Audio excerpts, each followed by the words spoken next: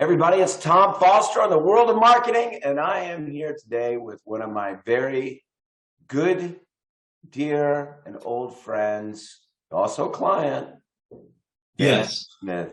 Van, thank you so much for joining the podcast today. Good to be with you. Good to be with you, and I'm glad to be here. So Van is a very fantastic, that was the adjective that came to mind, fantastic I'll take that adjective. human being, first of all, Okay. and a great lawyer, great attorney, and also entrepreneur. And you have created your own very successful law practice down in Richmond, Virginia. That's right. So how I became a lawyer, very 30-second version is I started shadowing my grandmother, who was the second paralegal McGuire Woods ever hired, McGuire Woods being the largest law firm in Virginia. So she worked in a downtown high-rise overlooking the river, the James River here in Richmond, Virginia, the capital of Virginia. So starting 12, 13 years old, my parents noticed I was being picked last for sports. They were like, what are we going to do with this kid? So they took the minivan down, dropped me off at the base of the James Center, one of the high rises in downtown Richmond. I know. Had a little blue blazer on and little Dockers khakis and said, take the 8th floor and we'll see you in a few hours. So that began just an internship by being dropped off 12, 13 years old and being interned by or sort of mentored, I guess I should say, by the attorneys there. You wouldn't be able to get away with that now, but so 12, 13 years old, my feet didn't touch the floor, and I'm in meetings with some of the best lawyers in the country, and I don't know how good I've got it.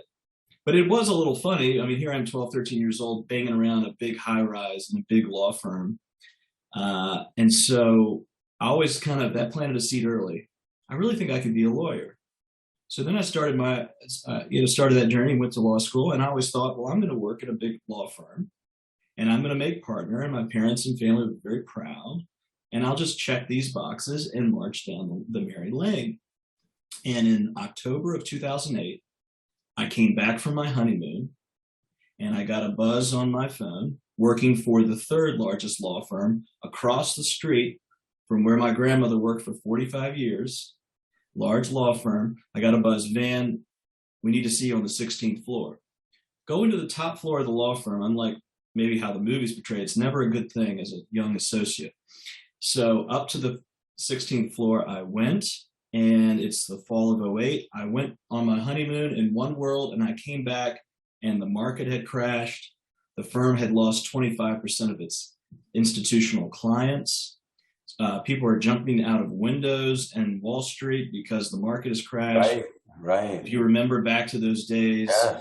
They're doing, epic maneuvers in the financial markets to sort of stave disaster and another Great Depression. What became the Great Recession, I was a casualty of. And I was one of ultimately 42 lawyers from that firm or so, I'm told, that were laid off over the next several weeks.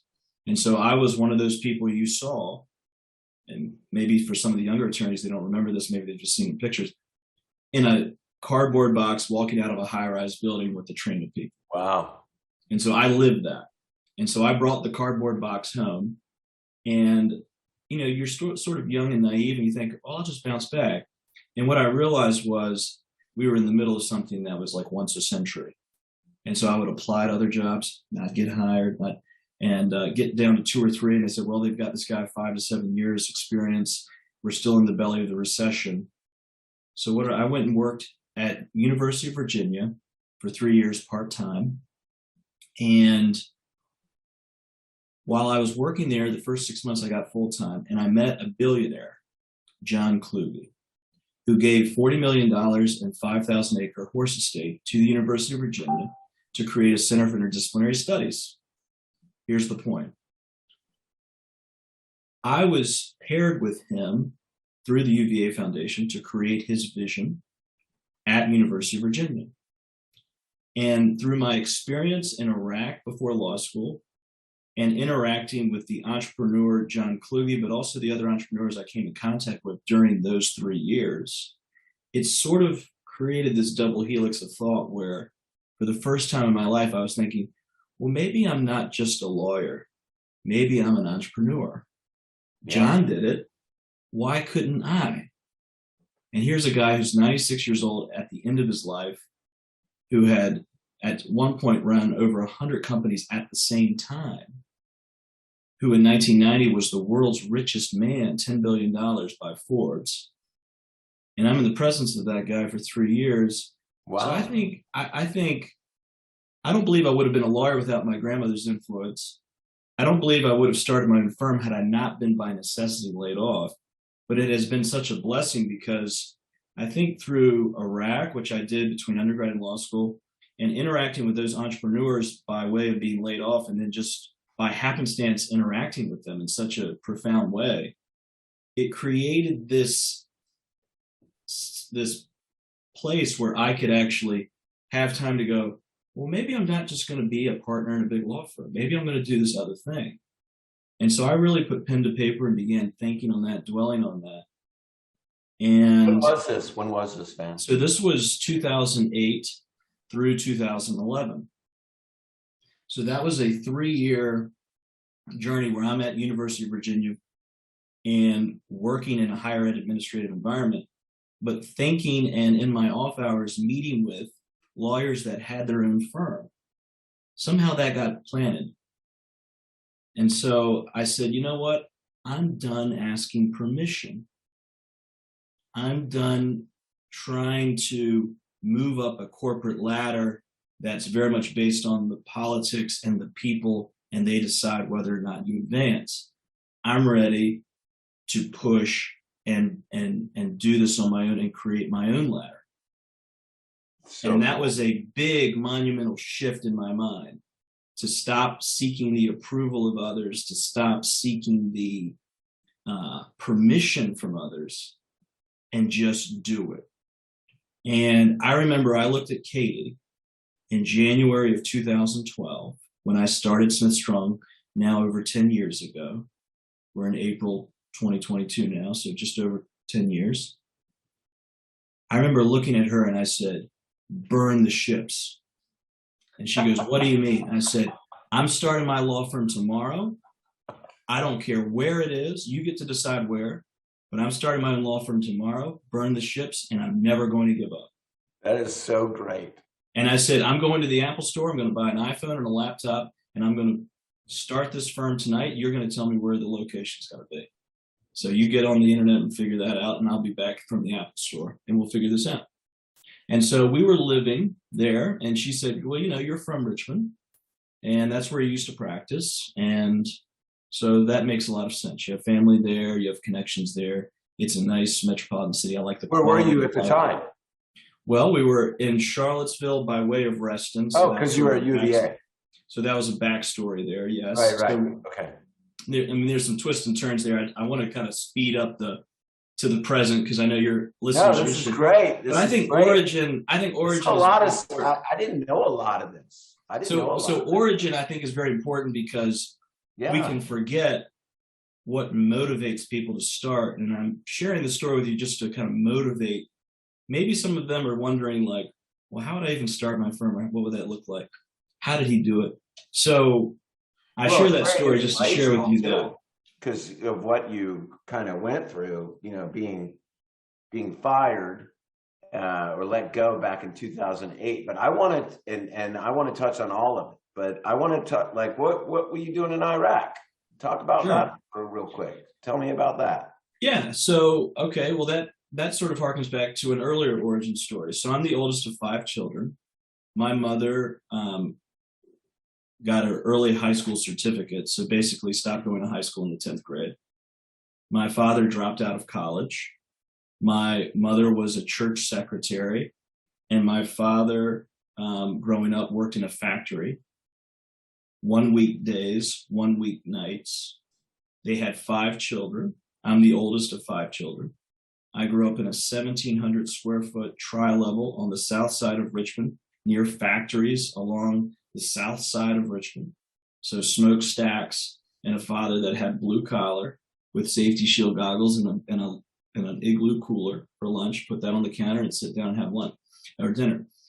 So that was my upbringing. But my parents were really, really, really, really great parents. We didn't have much in the way of material wealth, but they were really, really great parents. A lot of love and really rooted in their faith. And so that was a solid enough foundation. And so there was consistency in the home. So I started working when I was 12 years old. And I say that's very interesting because when Warren Buffett interviews hires, he says his first question he asks is, when did you get your first job? Because oftentimes entrepreneurs are early rooted in that early entrepreneurial experience.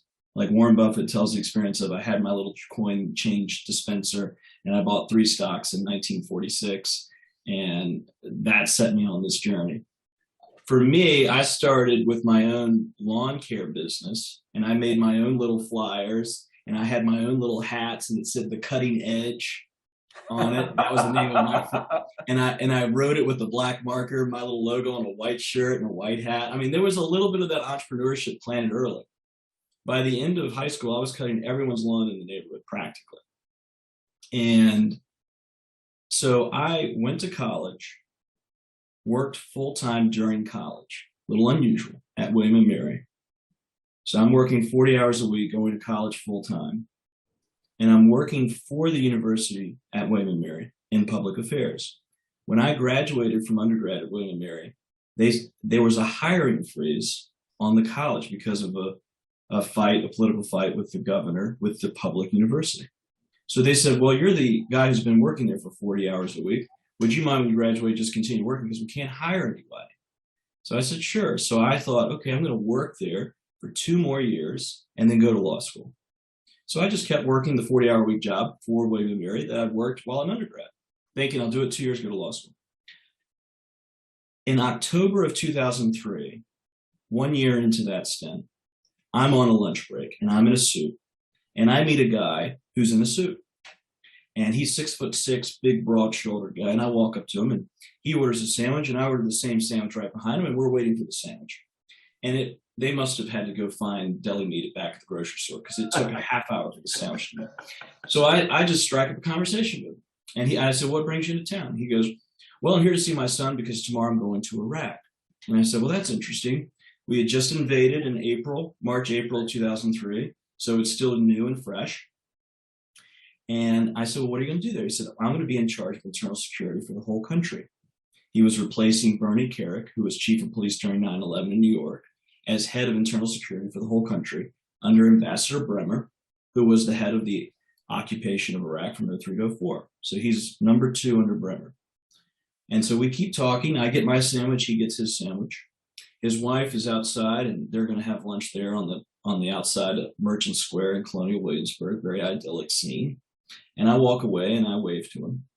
And he goes, hey, kid, you want to be my chief of staff over there?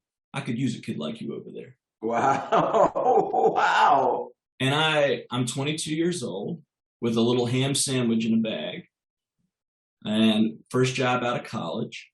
And I said, well, I'm honored by that, but the college has just staked me and given me this full-time job. And I've said yes and pledged 2 years. And I don't want to leave them in a lurch. They put a lot of trust in me. I just don't know if it's the right time. And I walked away. But I said, I appreciate it. Thank you and good luck. And I remember the night before I was reading this biography on Churchill, where he took part in the last cavalry charge of the British Empire in the Boer War in South Africa. And I remember thinking, gosh, here he is 20, 25 years of age, taking part in the last cavalry charge of the British Empire. And I'm in sleepy Williamsburg working for a college. I mean, I'm not knocking it. It was great, amazing job. But wow, look at the difference there. And I remember thinking, you dummy, you've just said no to the last cavalry charge of the American Empire. That's what I thought. Well, rightly or wrongly, whether that statement's true or not, that's what popped in my head. So I ran to my office, printed off my resume, ran back, and he's gone. And I said, well, where would I be if I was a dad about to go to Iraq? It's the fall, maybe across the street buying a sweatshirt. So he's holding up a sweatshirt. And I walk in, I said, here's my resume. If you still think this is a good idea in the morning, give me a call and I'd be happy to talk to you further about it. Wow, good for you. Yeah. I didn't hear anything for a month. A month goes by. I come back from the office from the weekend. Voicemail lights blinking. Check the office. This is Steve Castile in Baghdad, Iraq. If you're still serious about this, you report you let me know by 5 o'clock today and report to the Pentagon by 5 p.m. tomorrow. Thank you. Let me know by 5. I talked to everyone I knew. Everyone said no, don't do it. I remember people said, we don't want to lose you to that war. I remember that was the thought. Everybody across the board, don't do it. And I decided to do it. What did Kate say? Well, I wasn't married at the time. I was single, no children. So that made it a lot easier. I don't think I could have done it married with children. Right. I don't think that would have been fair to them. But I remember, I was single, no kids, no girlfriend. And it was just me. It was before Kate. Yeah, 2003. And I finished out the 2 weeks and arrived in Iraq. And I was there until we pulled out as the occupying power that summer that after. And then I went to law school 3 weeks later. Yeah. And unhurt. Yeah. Unhurt. Thankfully. Well, thank you for your service. Well, I know you're a Marine, so I can't, I say service in air quotes because it's not Marine work. Well, I didn't go to Iraq. I was in from 85 to 91, and we invaded Iraq 92. in January of 91, and I got out, and I was on my way out. They were pushing us all out and getting the reservists in. So I never saw any. I had a lot of friends that did, right? But I didn't go. But I was a Marine in peacetime, and I didn't see any action. I kind of look back on that, and part of me is happy I didn't. Part of me wishes I did. So I understand. Sure.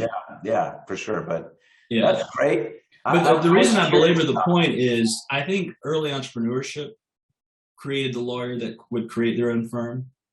I think for me personally, being out on the wire in Iraq, where you're having to figure things out like a Swiss Army knife and just be resourceful, and no one's there to tell you yes or no. You're just having to figure out and make something work and create a coalition of people that'll make something work. You have to be very resourceful. And so you grow up quickly in that environment. So, okay. So I love the story of how you created Smith Strong. So why don't you tell everybody why it's called Smith Strong? So I grew up with law firms, McGuire Woods. McGuire and Woods have been dead 100 years. Williams Mullen, never met them. They were just oil paintings on the wall.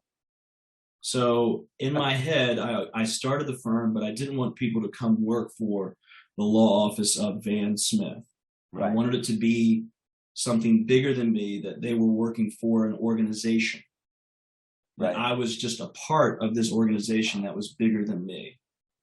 So I got permission from the state bar, the first attorney in Virginia history, to have a trade name, Smith, my last name, Strong. And so we have trademarked and copyrighted Smith Strong Legal Strength. And that has been our name and our slogan from day one. Genius. It's absolutely brilliant. And it's something that I loved ever since you first told me the story about why Smith Strong. I think for a long time, Van, I thought there was somebody else in the firm named Strong that you had joined up with, and there was some other character, an older guy or whatever with the last name of Strong.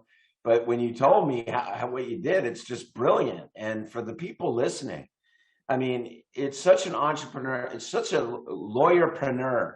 You're a lawyerpreneur. It's such a great story. I just love the bravery of it, and love that you did it, you thought of it, and you executed it. And as you said, you're the first one in Virginia to do it. And here's what I would say. Here's what I would say to the people listening, just like you've addressed them. I would say this: life. What I have determined. I mean, if COVID has not shown us this, let's say, well, man, I didn't have an Iraq experience. We've all gone through COVID. if COVID hasn't shown you anything, life's too short to not try and do brave things, because we're not given tomorrow. We're not sure tomorrow. I think there are a lot of lawyers out there that feel stuck, that feel hopeless, that feel like they're drifting, that don't feel like they're making a meaningful difference, that feel like they're just trying to grind out hours and get to that billable number. And I think what Ben Glass does so well, what I think Tom Foster does so well, is provide a path where people can see, I can make a meaningful difference in my career, my community, and the world needs me to create these organizations that are culturally different than the normal law firm, where I can thrive and succeed, and other people like me can thrive and succeed.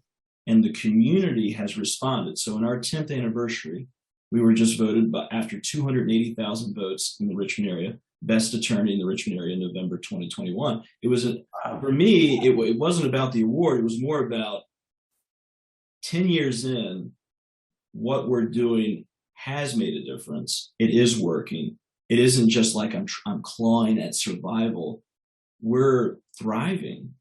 And that's thriving, and you always have. Yeah, it's just been a really neat transition. I mean, I've gone from being someone that thought, well, I'll work for a large firm and maybe I'll make partner and maybe I'll get along with people and I'll figure this out, to really thriving and being in a place where I can, taking charge of your own destiny. Yeah, taking charge of your own, and then also showing attorneys who, when you hire them, don't really believe it. They think you're just trying to put them on to get them to join your firm, and then they see, oh my gosh, this is so much better. So I have another question. My lifestyle is better, my pay is better, my team is better, the stress is less. This is a really funky way of, like, I wish I'd known about this sooner. How did you figure this out? And you just have to stop asking permission and do it. And that's a big mental shift. I have a question. Mm-hmm. So why did you choose estate planning, family law? Why those areas of law? Yeah, it's very interesting. So when I started, we first started in family law. I wrote a book on family law in Virginia. I did that because I met a woman who my wife worked with in higher education who was going through a bad divorce. She had spent tens of thousands of dollars and had little to show for it and wasn't achieving anything like she thought she should have been able to achieve with that money spent. And she said, Van, I know you don't do family law. You're working for this university, but can you take a look at my file? And I looked at it, and it was almost like there was this immediate understanding of what law firms were doing with that file and what was lacking. In my world, in my practice areas, we have a division and an entire building now that just does family law and litigation, and we have a division in a building that just does estate planning and elder law, 2 divisions, about 12, 14 people working in each one. And both of these, in my view, the attorney is attorney, counselor, and an advisor, and a financial advisor, but almost like a consigliere. And so in my world, people are coming to me and there's a lot of noise and static in society, in their heads, a lot of chaos. And so what an attorney can do is they can organize, systematize, and make clear the decisions they can make to enable them to make better decisions and empower them to see it. And so for family law, to answer your question, family law is 50% of all state court dockets in the country are family law and domestic cases. Wow. So it was pure need. So I saw a need. And but then you thought about that. You looked into that to see. That was a conscious decision. I saw a need. Okay. And then with estate planning, I did that because what happened was people that I did family law with said, well, I'm an executor now. You did our divorce. I'm an executor for an estate. And here's what the attorney suggested. And it was just native curiosity because I had worked at McGuire Woods. My grandmother was an estate planning, tax, trust paralegal. So I'd seen through my childhood years all the estate planning done at the highest level for millionaire and billionaire clients. So I said, well, what is your attorney suggestion? And they would bring it to me, and I could see it wasn't at the level I had seen it for millionaire and billionaire clients. So then I flew, again, not asking permission. I said, well, who are the best players in this space? And I flew to Florida. I flew to California. I flew to New York. I flew to St. Louis. And I met with, of my own volition, whom I determined to be the best estate planning firms that do this, that are boutique firms that do this well. I paid them. I drank from the well. I met with them. I said, okay, what are the best national organizations I can join? I flew there. And then I created the system that I thought was lacking with the clients in my area, Richmond. I created that system. I learned through trial and error, created a system. And now we have grown by 4 times, 400% in the last 4 years. That is an incredible story. And what, I got to just say this, that makes me feel even better that you are partners of Foster Web Marketing because of how much you put into choosing your path, and the fact that we've been partners for years now. Yeah, almost from the beginning. Yeah. Yeah. And why don't you, how did you find it? How did you come our way again? Because it's sure. Well, I'd known about you just from market research. And there were 2 ways. I saw a lawyer in my market, and we've spoken about this before, and it'll make you smile, Tom. Bob Battle. Yeah, my good friend Bob. Who is a Foster client. And I was just struck by Bob Battle. He was marketing his DUI and traffic practice with a bobblehead in the ad, a bobblehead of himself in the ad. And it was so clever, and it made me laugh. So you're looking for your bobblehead, aren't you? That's right. Yeah. Okay, grab the bobblehead so people can see the bobblehead. Here we got it, right here. Okay. So there we go. Shout out to Bob Battle. Right here. I just thought his marketing was so clever. I want to meet this guy and just get to know him. It was just pure curiosity. And he was in Richmond. And I believe he went to William Mary, where I went. Yep. So that was enough. And so I just said, hey, Bob, you don't know me from Adam. I think your ads are fantastic. I love what you're doing. I'd love to meet you because you just seem different. And he said, sure, come on by, have lunch with me, and I'll show you what I do. So I met him in his office. His office is camouflaged conference room, like you're going to war, Battle, Bob Battle. So everything about it was on brand for him. That taught me something. That showed me something, to be your authentic self. But then I said, well, who are you using for your website? Because I love your website. And he goes, oh, Tom Foster. He's the real deal. He's honest. I wouldn't go anywhere else. If you can afford time, do it. You'll never regret it. So that's where I mean, and so it was just a curiosity lunch from a bobblehead that, okay, well, that was enough in the universe. Let me go talk to Tom. That's great. Well, yeah. I mean, yeah. Thank you for that. And yes. Thank you so much for being a great client. And, you and I have become friends over the years. We meet, not as much as we used to, but I'd like to change that because I agree. COVID put a damper on things, but we're going to get back in the saddle. Yeah. Fun. I mean, I always enjoy talking. You're one of our very focused clients, very, very focused on the website, the design, I'm laughing because I'm a little crazy about it. I mean, you have tolerated my eccentricities. and you make us better, and you're very involved in the design, the layout, the navigation.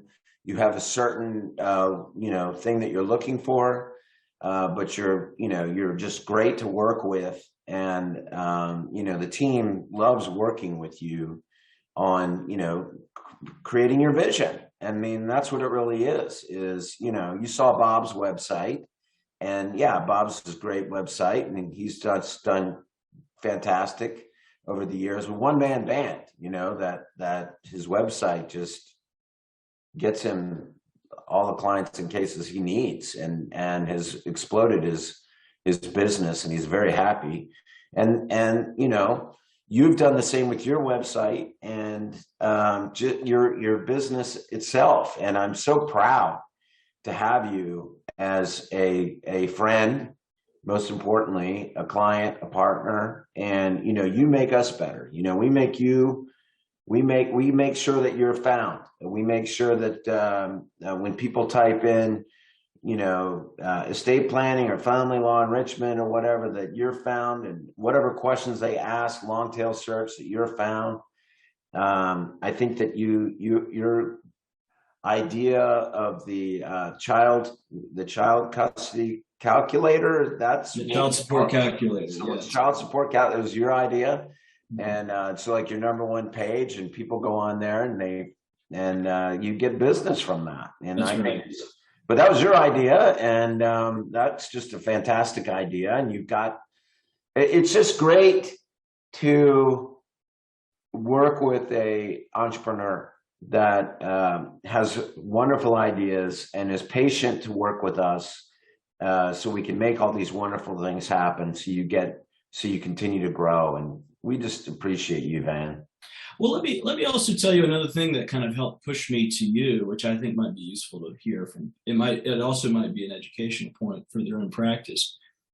I think there are always bigger players, just like there are always bigger firms. So what you must demonstrate on the site, which is your front door now to the community, your website, is your authentic local presentation of not only who you are, but why you are and what you are also, in addition to law. And it just be an overwhelming display of interest in what they're going through, interest in the community, interest in the staff that are working there. Hey, if you're going through this, you probably need to think about that. When you actually get down to it, think about the times in your life where you have needed something, and you want somebody that's not only going to do a good job, point out what you don't know, or maybe will have you thought about this, and have enough passion for what they do to care that you actually get not only what you're asking for, but maybe something even better than you're asking for. And so, you know, I think Foster Webb delivers on that. I think our firm in the local area we're in delivers on that. And I think you can do it in an exceptional way now. I think the barrier between big and small, as far as law firms go, has flattened with the digital space. And so then the question becomes being superb in very narrow areas where you're niche focused, and then be just local, authentic, and just compelling. So when I was designing our website, I would walk through websites and then also the physical retail space of like Tory Burch, the female shoe fashion designer, Edward Jones, Vanity Fair. Right. You showed all these to me when we were. Yeah. I mean, so I'm pulling from the places that are spending time thinking about retail people in a compelling and exceptional way. And so that's what I'm pulling on. And so, okay, so then how did I choose Foster?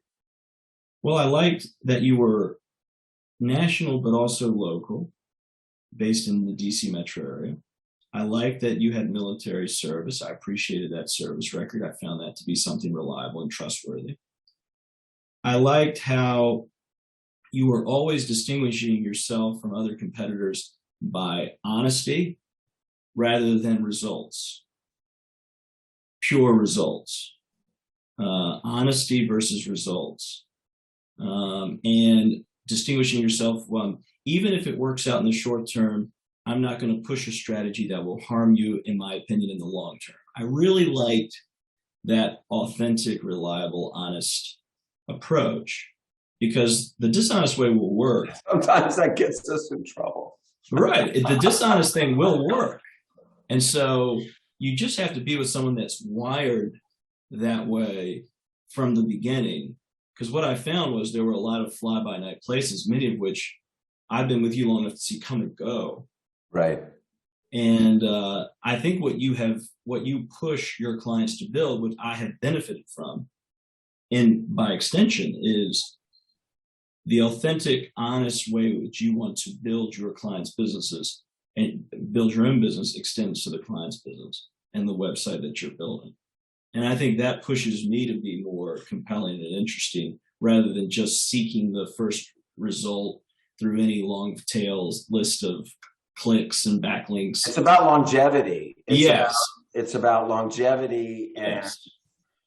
And thank you for saying that. Another thing that I wanted to point out about you, which you and I have talked about this many times, is what you do on social media, which is separate than the website, and all that creativity that you do on social media, where you are constantly, and I'm not on social media, but when I go on there, I know you are, you're fantastic.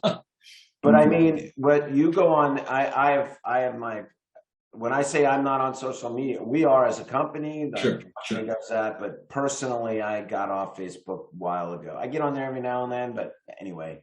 But you are on there promoting, you know, what you've done for this particular client, you know, for an estate plan or for a trying family matter, and this stuff comes through, and it's just you. You know, there with, you got the frame, you know, it's like, and you took that from the real estate, you saw that on the. I saw a home builder. I love how you take what you see that works in other industry and bring that into the boring law industry, and it works. And that's what is, you know, so cool and sexy about Smith Strong. Is how you do that, how you bridge all that over. And you know, you're an entrepreneur, but you're also a fantastic marketer. You see it. You're a fantastic entrepreneur, businessman, marketer, lawyer. You've got it all going for you. Great guy, great human being, great family man, beautiful wife and kids. You've just done so well for yourself, and I'm just so proud to call you a friend and to know you for all these years. And well, that's very kind. Well, yeah, no, it's very kind. I mean, I think, again, it's about not asking permission. And I don't, people might find this surprising. I have never really followed closely what other law firms are doing. Right. I outside the box. I'm bored by that very quickly. Right. So I am always, what is the financial services industry that has billions of dollars to spend on marketing? What are they doing? What is the fashion industry or jewelry industry that has billions of dollars to spend or millions of dollars to spend on marketing? What are they doing? And then how can I blend that? So smart. So that, I mean, that's where I'm spending my time, is in the design space and the financial space, if I have any time at all to look at social media. I've never looked at a law firm.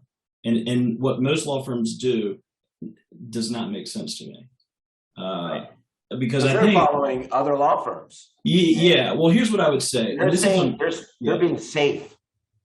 Well, they're being safe, but they're also operating from a faulty mindset that you have to show your intelligence. Yeah. Because that's how you were rewarded to get into law school in the first place. That is how you distinguish yourself. The measure of success for most lawyers is being the smartest person in the room. And I have to jettison from that and say, how can I be the most helpful person in the room? To your client. And also the most joyful person in the room. Right. Because I think marketing is about being helpful and being joyful in the help. For instance, what if someone brings you a drink at a restaurant? They go, anyone order the Coke? Okay. All right. Or they go, okay, who ordered the Coke? I mean, there's just a way of doing it. And so I think you got to be joyfully helpful and just let the helpfulness speak for itself rather than the intellect speak. So that's just a way of kind of differentiating yourself right there. And I think it's just also be fascinating. And that is so true, dude. But I'm having fun. I am having fun. And I'm glad I've gone on this road. It's been crazy. There are no easy things. I will say I have learned a ton and made a lot of mistakes, professionally, personally, along the way. I credit a lot to faith to keep me centered and to keep that sort of mission from getting off track. I think faith helps me personally, so I give that credit. And I've had very understanding family. So I've been very fortunate. Well, you're the man, and I so appreciate you jumping on my little podcast here to chat with me, Van. You're just, as I said, you're a wonderful guy, fantastic partner, and great friend. And I always enjoy talking to you. This conversation is very much like what we usually talk about anyway. So I appreciate you taking the time to get on the podcast today, my brother. Can I give a $1 billion, in my opinion, $1 billion marketing idea? Yes, please. To end with. So I was in a room with a team of marketers from the local media group. I won't name them to protect the innocent and the guilty. But they were saying, okay, Vin, for your local media buy, your competitors, as we determined them, not asking me who they were, are doing this and this and this and this. And I said, okay, great. Push all that aside. What's the gutter guard guy doing?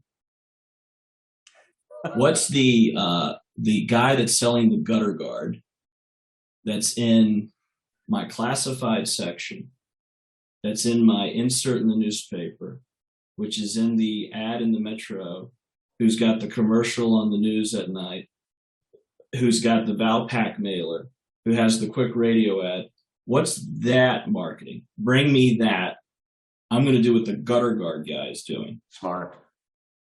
So again, it's about getting out of the way and figuring out from other industries how to deliver what you know to be your best work and I'm convicted by the work. Well, don't do what other lawyers are doing. I mean, like, that's the message, is that, go the opposite way, because everybody knows that lawyers are the most gullible and will, spend the most money on advertising, and it's all competing against each other. And that's not, as you just said, that is not where you want to be. Do what I love it, the gutter guard guy, but do what other people are doing. I mean, and that's what I'm saying, is that you have always done different. Like, you don't see any other lawyers posting on social media how you're posting, and it works. And I truly just success in your client. You build instincts. You build instincts on this, and you have fun. Yeah. Like, as soon as something starts to be boring to me, I'm assuming it's boring to everyone else, and I move and I switch and I shift and I have fun with it. Yep. Another thing that we share in common is we both now own our space. Like, I own my law firm building. You have a building in Old Town Alexandria. It looks really good. I can tell that. We're supposed to have the podcast. I know, and I cannot wait to see your building. But here's another thing. That's a thing that is tremendous. I want to tell the attorneys out there and other people that are thinking about foster that it's so fun to fix up a building. Oh yeah, it's fun and creates energy to be able to control your space and do what you want to do. In the same way that marketing is fun, the same way that creating a firm is fun, having a building is fun. And by the way, it's also profitable. Yep. So you can have fun and create this meaningful thing, not only for your community, but for your family, because your kids are going to see that. Your kids are going to see, well, what's Dad doing? He's meeting with his contractor to pick out flooring. Why is he doing that? Well, he bought this building. How did he do that? Are we going to live there? No, it's where his office is. Oh, you mean you're creating a multi-generational change in your family DNA. It's way better than paying rent, like I was paying in Fairfax. Yeah, and not only that, but it moves you in a way that a rent payment won't. Like, yeah, that's 100%. I fixed that up. Your family sees it, your kids see it. Like, I mean, the older you get, Tom, the more you realize how short life is and how you really only have time to create an example to your kids. You really don't have time to tell them how to live. You just have just enough, in my experience, just enough time to show them how to live. They're going to be observing how you're living. You're going to tell them things. They're going to ignore that. They're just going to say, well, I remember I saw my dad do this. So they're observing these things. Now, whether they become lawyers or web marketers or whatever, that's up to them. But they're seeing these things. And I just think there's so much more than having a great website, having a great law firm. They're seeing this example, this culture of self-reliance, of individuality, of meaningful difference, of being invested in your work and compelled by your work. And that in turn creates the website. That in turn creates the Instagram feed, whether you're turned on or not by it. So I just want to challenge people, like, just go all in and go deep and watch the opportunities that'll happen. But anyways, step one, get Foster Web Marketing. Step two, the rest will figure itself out. The rest will just work, right? Once you do step one. The rest will figure itself out. Well, thank you, Van. Yeah, I'm grateful. Thank you, Tom. I'm grateful for what you've done to help our little firm. I mean, I started 10 years ago with a laptop and iPhone and no clients, and we now have 25 people in 2 buildings. Thank you, Foster Web Marketing. Hoorah. Yeah, hoorah. All right, everybody. This has been Tom Foster and Van Smith of Smith Strong. If you need a lawyer, or if you want to talk to a smart lawyer and pick his brain, I know he talks to people all the time. smithstrong.com. Check out his website. It's one of the best. And if you're looking for an estate plan or family law, or you want to connect with somebody, use your guy, Van Smith. All right, everybody.